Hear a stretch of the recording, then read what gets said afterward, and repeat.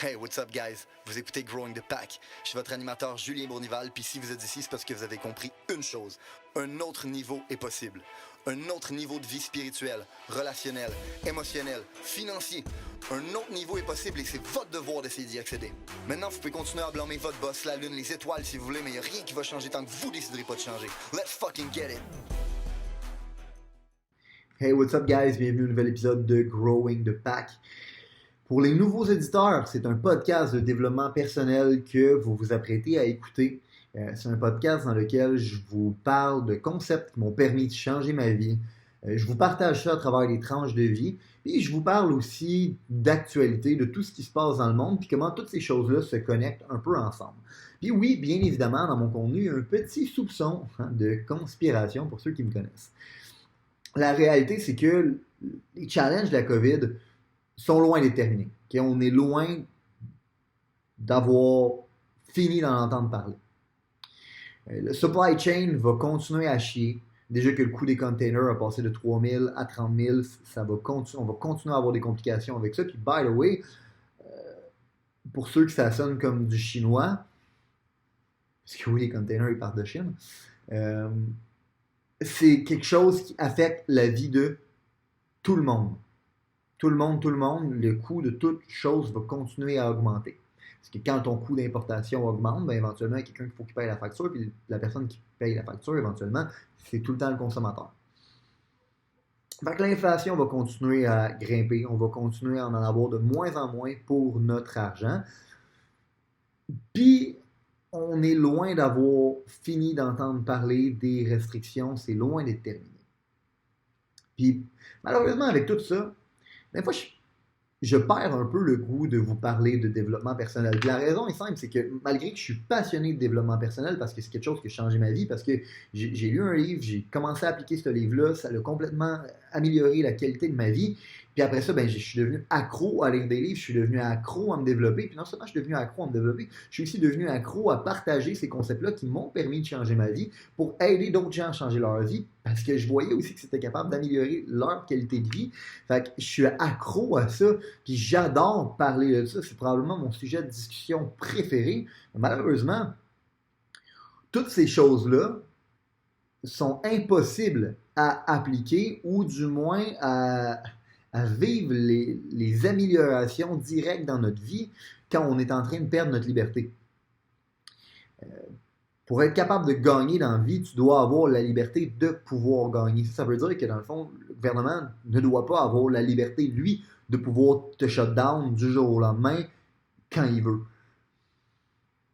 D'où l'importance de fight back et de résister à la tyrannie. C'est la raison pour laquelle je suis autant loud par rapport à ce sujet-là, puis la raison pour laquelle j'en parle autant dans mes podcasts puis dans mon contenu, parce que c'est vraiment important si on veut avoir la chance de pouvoir continuer à améliorer la qualité de notre vie puis de pouvoir continuer à gagner. Il faut qu'on ait la liberté de pouvoir le faire. Puis je comprends en passant la raison pour laquelle il y a autant de gens qui ont peur de se défendre. C'est normal. Ils ne sont pas dans une position de pouvoir se défendre. C'est pour ça que, pour l'instant, je pense que la meilleure utilité que je peux avoir, c'est de vous aider à win. C'est de vous donner les outils et les stratégies qui m'ont permis de win, même si des fois, je trouve ça contre-productif parce que j'ai juste envie de vous dire de résister et de fight back. Sincèrement, autant que j'ai peur de l'avenir, je sais aussi que ça finit toujours par passer. Hein? Fait que les crises finissent toujours par passer, c'est quelque chose qui est cyclique, c'est quelque chose qui arrive à peu près à tous les 80 à 100 ans. Puis les gens qui sont capables de se mettre dans une position meilleure à la fin de la crise qu'ils étaient au début de la crise, c'est des gens qui vont être dans une position de dominer dans l'ère de prospérité qui vient toujours après les ères de crise. Fait que c'est mon plan, personnellement, de me mettre dans cette position-là. Puis c'est mon souhait pour vous aussi que vous soyez dans cette position-là. Fait que la raison pour laquelle je continue à faire le podcast, c'est pour pouvoir vous donner les moyens de pouvoir vous défendre et de pouvoir résister, mais aussi de vous mettre dans une situation où est-ce que vous allez être dans une position de force quand tout ça va se terminer. Fait que bref, Si vous trouvez que le sujet du podcast est intéressant, si vous trouvez que ça vous aide, si vous pensez que ça peut aider un ami, s'il vous plaît, partagez le podcast, référez-moi un ami, partagez ma page, aidez-moi à grandir le mouvement parce que plus qu'on est à être capable de gagner, plus qu'on va être à pouvoir fight back et résister. Bref.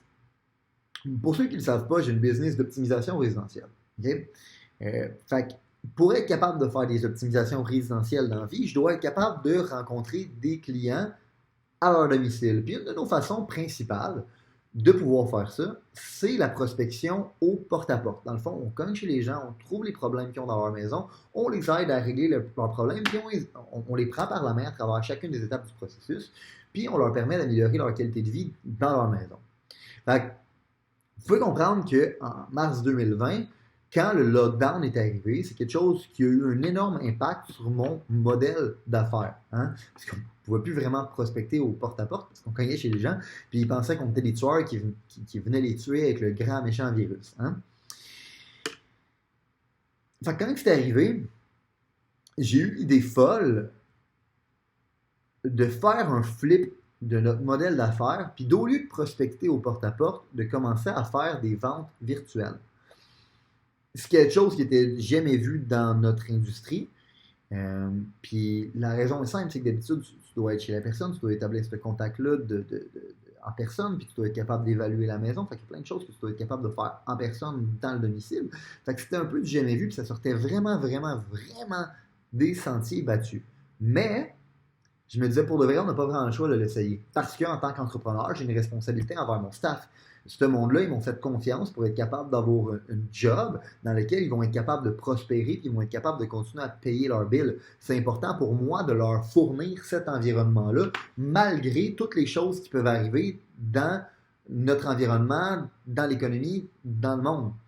Fait que je me souviens que j'ai rassemblé tout le monde autour d'un meeting, puis je leur ai expliqué mon idée en leur partageant aussi ma vision des choses, que ça n'allait pas durer 2 semaines, que le 2 semaines pour aplatir la courbe, c'était le plus gros mensonge de l'histoire de l'humanité, qu'on devait commencer à faire un pivot maintenant, parce que éventuellement, la plupart des gens n'allaient pas être prêts à faire ces pivots-là, la plupart des gens n'allaient pas être prêts à sortir des sentiers battus, puis si on était prêts à le faire, qu'on était capable de conserver nos opérations, quand l'économie allait repartir, on allait être dans une position de force, puis on allait être capable de saisir des parts de marché.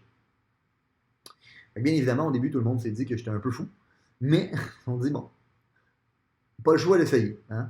Quoi de mieux à faire que ça? C'est ce qu'on a fait. On a commencé à faire des ventes en ligne, puis sincèrement, ça a été un des meilleurs moves qu'on a pu faire parce que non seulement ça nous a permis d'investir dans des départements dans lesquels on n'investissait pas auparavant, notamment notre département de marketing, ça nous a permis de mettre de l'énergie et du temps sur nos process, sur plein de choses sur lesquelles on n'avait pas le temps de mettre notre énergie et notre temps. Puis, bien évidemment, éventuellement, j'ai créé une prophétie auto-réalisante où est-ce que, à la fin de tout ça, il y a bien de nos compétiteurs qui, eux, n'ont pas été capables de surmonter la crise, puis nous, on a été capables de la surmonter, puis on s'est retrouvés dans une position de force. Puis, ce pivot-là, c'est devenu une méthodologie qui est toujours utilisée au sein de notre business. En fait, c'est même la raison pour laquelle je suis en Floride en ce moment, parce qu'on a peur de l'avenir au Québec, on a peur de ne pas être capable de fournir un environnement dans lequel les gens vont être capables de continuer à prospérer. C'est important pour nous d'être capable de créer cet environnement-là, où est-ce que si jamais Canada tourne en shit show, je suis capable d'expatrier mon monde et de les amener ici avec moi. Fait que pourquoi je vous compte ça? C'est pour comprendre une chose, OK? Quand tu vas décider de faire les choses différemment, les gens, ils vont te juger. Puis ils vont te juger parce que tu es différent, puis ça les dérange. La plupart des gens, OK, ils ont peur d'être différents. Pourquoi? Parce qu'ils ont peur d'être ridiculisés. Parce que quand tu es différent, quand tu décides de penser différent, d'agir différent, les gens vont te pointer du doigt. Mais ils vont te pointer du doigt jusqu'à temps que tes résultats parlent par eux-mêmes, jusqu'à temps que tu gagnes, jusqu'à temps que tu wins. Guys, être différent, by the way, c'est ce qui gagne la course. Et en passant, comme je fais une parenthèse, je parle pas d'être différent pour le bien d'être différent. Je parle de stratégiquement parlant, être différent. Quand j'ai décidé de faire des ventes en ligne, probablement que tout le monde dans mon industrie me regardait aller et disait c'est des caves, c'est des fous. Puis vous savez qu'est-ce qu'ils ont fait pendant ce temps-là? La plupart ont commencé à vendre du purel puis à faire d'autres choses parce qu'ils se disaient dans le fond que c'était la bonne chose à faire durant le confinement. Guess what? La plupart de ce monde-là ne sont plus dans mon industrie aujourd'hui. Puis probablement que tout le monde dans ma compagnie, quand je leur ai dit que le 2 semaines pour aplatir la courbe, c'était le plus gros mensonge de l'histoire de l'humanité, probablement que tout le monde me trouvait mongol parce que personne ne pensait ça à ce moment-là. Mais moi, je m'en crissais. J'ai décidé d'aller contre les croyances populaires, puis c'est ça qui nous a fait gagner. On était tellement différents à ce moment-là de tout le monde dans notre industrie que sincèrement, nos compétiteurs nous regardaient puis essayaient de comprendre un peu c'est quoi qu'on faisait. À un point qu'ils étaient tellement incapables de comprendre qu'est-ce qu'on faisait qu'ils préféraient croire que ça se pouvait pas puis qu'on essayait de leur faire croire qu'on faisait ça juste pour les mindfuck. La vérité, c'est que j'ai vraiment pas de temps à perdre à essayer de mindfuck le monde pour les mindfuck. Puis la vérité, c'est que sincèrement, t'as même pas besoin d'essayer de jouer à les mindfuck. Être différent, puis gagner en étant différent, en soi, ça les mindfuck. Parce que gagner demande d'être différent, puis la plupart des gens sont pas capables d'accepter ça. Fait que, pourquoi je vous dis ça en passant, c'est pas pour que vous vous disiez, Chris, Julien est brillant, il a vu ces choses-là d'avance. Non, dans le fond, je suis pas plus intelligent que personne. Je suis un kid below average. Un kid qui a fait 8 écoles secondaires différentes. Je vous dis ça pour comprendre que si moi je l'ai fait, n'importe qui aurait pu le faire. N'importe qui était prêt à sortir des sentiers battus. Puis pour être franc, la seule chose qui était différente, c'est que ça faisait longtemps que j'attendais ce moment-là. C'est un talk que j'ai eu avec mon équipe aussi. Ça fait longtemps que j'attends que l'économie mange un hit comme ça. Ça fait longtemps que j'attends que cette crise-là, elle arrive. Parce que c'est ces crises-là qui créent les légendes. C'est ces crises-là qui créent les héros. C'est ces crises-là qui créent les legacies. J'ai attendu toute ma vie que ce moment-là arrive. Parce que je le sais que c'est ça qui crée la séparation entre les hommes et les enfants. C'est ça qui fait la séparation entre ceux qui jouent et ceux qui dominent. Parce que c'est facile de performer quand tout va bien. Vraiment facile. C'est facile parce que dans le fond, tu peux imiter ce que les gens font quand tout va bien. Parce que s'ils le font, ben ça marche, puis ça marche pour tout le monde, puis it's all good. Quand cette façon-là de faire peut plus fonctionner, puis tu dois sortir des sentiers battus, c'est là qu'on sépare les enfants des adultes. C'est là qu'on sépare ceux qui jouent de ceux qui dominent. Quand tu dois apprendre à marcher dans le noir tout seul, puis trouver ton propre chemin, puis que le monde te trouve fou d'être prêt à faire ça, puis qu'il te pointe du doigt, puis qu'il rit de toi, jusqu'à temps que tu aies trouvé le chemin, puis jusqu'à temps que tu aies fucking win. Fait que, si tu veux être un gagnant dans la vie, faut que tu sois prêt à scratcher tes plans. Faut que tu sois prêt à scratcher les best practices. Hein? Faut que tu sois prête à sortir des sentiers battus de tout ce que tu as appris auparavant. Surtout avec tout ce qui se passe en ce moment. Parce que pour naviguer dans ce qu'on s'apprête à naviguer, qui est l'inconnu, tout doit être négociable. Tout doit être prêt à se faire revoir. Tout doit être prêt à se faire changer. Sauf une chose. Sauf ton résultat. Sauf ta performance. Sauf ton objectif. L'objectif final, là, tes résultats, ta performance, c'est la seule chose qui doit être non négociable. Puis pour ça, il faut que tu arrêtes d'écouter le monde. Même moi en passant. Si j'avais écouté tout le monde, on n'aurait probablement pas fait de pivot en ligne. Puis on n'aurait probablement pas cette culture-là aujourd'hui.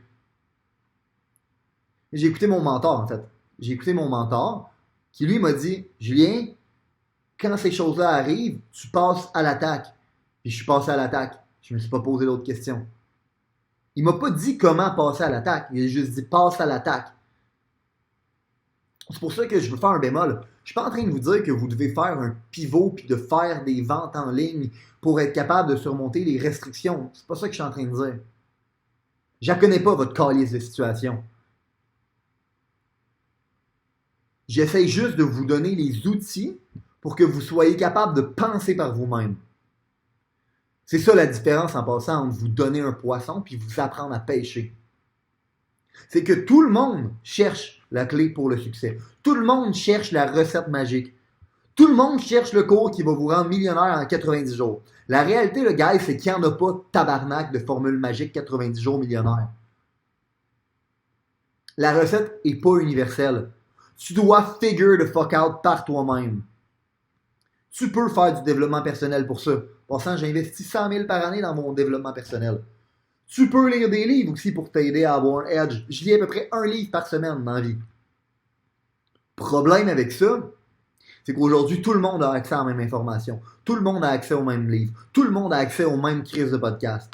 Fait que dans une industrie où tout le monde opère de la même façon, c'est quoi ton edge? Dans une job où tout le monde apprend la même procédure, c'est quoi ton edge? Si tout le monde apprend et fait la même chose que toi, c'est quoi ton avantage compétitif? Ben, t'en as pas. Sweet fuck all. Zéro. None. Même si t'es plus travailleux, même si t'es plus travaillant, même si t'es plus talentueux, ton avantage compétitif est minime. Ce que tu cherches, c'est d'avoir un edge. Ce que tu cherches là, c'est le 0,0001% de edge qui va te donner un levier par rapport à tout le monde. Puis pour ça, tu dois apprendre à être différent. En fait, tu dois apprendre à ne pas avoir peur d'être différent.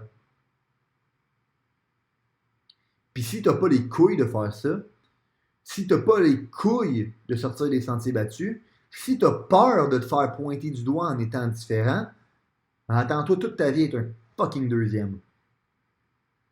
Parce que si c'est pas toi qui es prêt à le faire, il y a un motherfucker à quelque part qui va être prêt à le faire.